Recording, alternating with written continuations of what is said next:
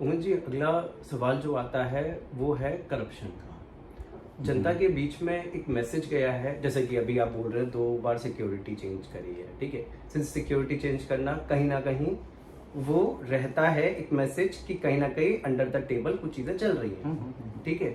इसके सिवा लोगों के बीच में आता है कि अभी लिफ्ट्स की एएमसी को लेकर भी आया था, ठीक है।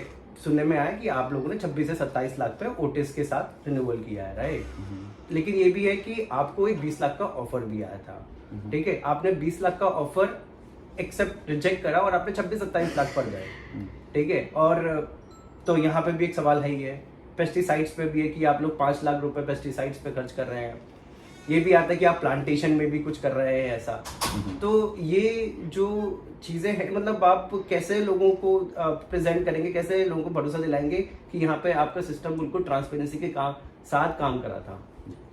देखिए चंद जी, जो आपके सवाल हैं कि लोगों में ये मैसेज है, मैं इस बात से थोड़ा डिसएग्री करता हूँ। ये एक तबका विशेष है जो इस तरीके की र्यूमर और भ्रांतियाँ फैला रहा है।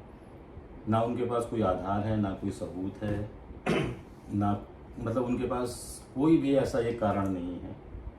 आप खुद सोचिए, चुनाव का समय है, अगर ऐसा कुछ होता तो सबूत लेके जनता के सामने वो लोग आते कि देखिए ये करप्ट है। ये तो पहली बात होगी। हालांकि मैं उसमें आरोप प्रत्यारोप में नहीं आता हूँ, जो आपने पूछा है मैं उसका बिंदुवार जवाब दे देता हूँ। पहला आपका था कि भाई सिक्योरिटी बदली गई तो उसमें कुछ अंडर टेबल होगा, मतलब ऐसा परसेप्शन। जी जी। तो इसका मतलब हमने तो ठेका दे दिया सोसाइटी का। जी। तो ये सोसाइटी में अब जो सिक्योरिटी आई है वो तो जाने वाली है नहीं, क्योंकि हमने तो ठेका ले लिया है ना जी। भाई, हम पैसा ले चुके हैं, ठेका दे चुके हैं, सही हो गलत हो तुम ही रहने वाले। जी जी। अगर ये नहीं सुधरते हैं 1 महीने में तो ये हटेंगे निश्चित है। ये हमारी विल पावर इसलिए स्ट्रांग रहती है बिकॉज हम नीट एंड क्लीन है, हम सोसाइटी के बारे में सोचते हैं, सोसाइटी के लिए सोचते हैं, सोसाइटी के लिए अच्छा क्या है हम वही सोचते हैं। बाकी जिसको जो सोचना है वो सोचे। अगर किसी को वाकई में आपत्ति है या कुछ उनको खटक रहा है, वो सीधा आके हमसे संवाद कर सकते हैं, उनको सारे जवाब दिए जाएंगे। हमसे कोई सीधा संवाद नहीं हुआ है इस बारे में। ये घूम फिर के ही चीज़ें चलती रहती हैं, किसी ने किसी को बताया, किसी ने किसी को बताया, उनसे पूछा जाता है कि आपके पास कोई बेस है क्या, तो कोई बेस दे नहीं पाते हैं। दूसरा सवाल था आपको लिफ्ट के लेके, थोड़ा इंटरेस्टिंग है। लिफ्ट को लेके हमारी सोसाइटी के ही एक सज्जन हैं, उन्होंने अपनी कंपनी का एक कोटेशन दिया था। अच्छा। हाँ। दूसरा कोटेशन एक बिल्डर्स की तरफ से था, जो ओटिस और बिल्डर का जो कॉन्ट्रैक्ट था उसका भी कोटेशन हमारे पास था। हमने ओटिस से भी कोटेशन मांगा, क्योंकि नॉर्मली क्या होता है कि लिफ्ट जो है थोड़ा सेंसिटिव है, क्योंकि इसमें कोई भी चूक लाइफ थ्रेटनिंग होती है।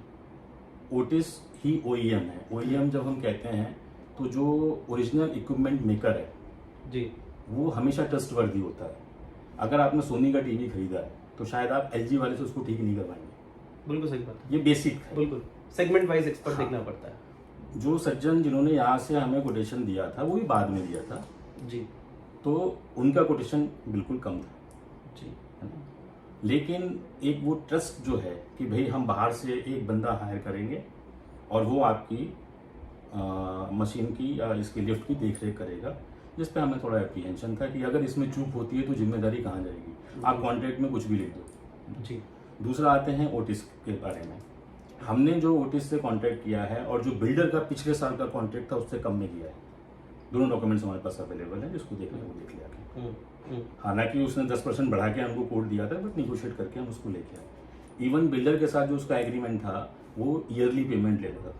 हमने पेमेंट टर्म को भी रिवाइज करके हमने 6 मंथ में किया है कि अगर आप सर्विस नहीं देंगे तो हम पेमेंट रोकेंगे फिर आपका। अच्छा। तीसरा आपका सवाल था पेस्टिसाइड्स। अब ये लोगों ने कहाँ देखा है, क्या देखा है मुझे नहीं पता। 5 लाख की यूरिया मेरे भी सुनने में आया था कि 5 लाख की यूरिया डाल दी है। पहली बात, हमने एक बजट पेश किया था एजेएम, जिसकी कॉपी सबके पास है। उसमें अगर आप बजट देखेंगे तो मैन पावर का बजट अलग है, जहाँ पे हमने 3 माली रखे हुए हैं। दूसरा हमने बजट प्लांटेशन, खाद, पानी, जो भी चीज़ें आनी हैं उसके टूल्स आने हैं, उन सब का एक बजट रखा हुआ है, जो मेरे ख्याल 2.25-2,36,000 के आसपास ऐसा बजट है। हम उसी से काम कर रहे हैं, उसी तरीके से काम कर रहे हैं। खाद के नाम पे हमने अभी जो बाहर पौधे लग रहे हैं उसमें 2 ट्रॉली खाद आई है बस। उसके अलावा कोई यूरिया नहीं आई है, कोई कुछ नहीं आया है।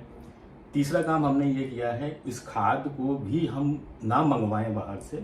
तो जो हमारा एसटीपी ऑपरेशनल है उनसे हमारा डिस्कशन फाइनल हो चुका है, वही हमें खाद बना के देंगे जो आई थिंक हमारे प्लांट के लिए सफिशिएंट होगी।